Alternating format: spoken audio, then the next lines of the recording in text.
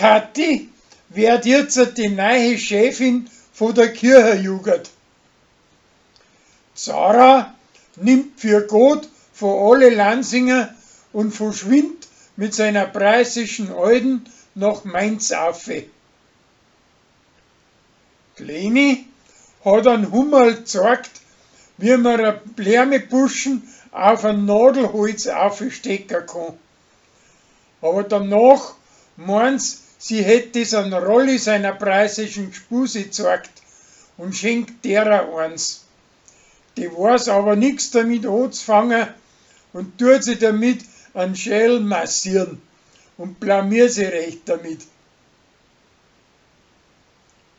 Eine Zeitungsschmiererin schreibt, dass ein Preis sein Abwasser der Umwelt schadet und das ganze Dorf zerreißt es Mai drüber und seine preußische Tochter wird in der Schule eine Umweltsau geheißen.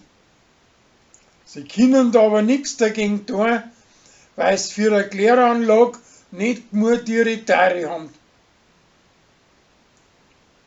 Der Michi mag mit seinen Alten nicht zu den Landweibern nach Bayerkofen gehen und deswegen markiert er einen verstauchten Haxen. Das kommt aber auf.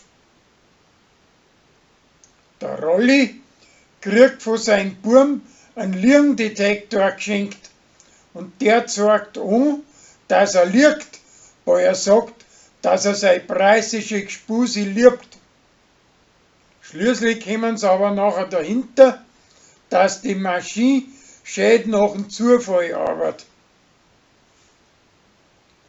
Am Vogelhof wird ausgelost, was Kathi und der Severin zum Abendessen kochen sollen. Das Hummerl schwindelt aber und das kommt auf. Sie kochen aber samt den ihrer sein Leibspeis. Der preußische Kölner lädt seine Spätzchen zum Grillen ein. Aber statt einem gescheiten Bier geht er einen picksiersten Plempe.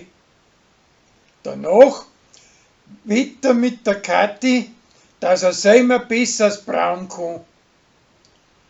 Weil aber das nachher auch so kreislich stinkt, wird's gleich von der Margot in Ausguss eingeladen.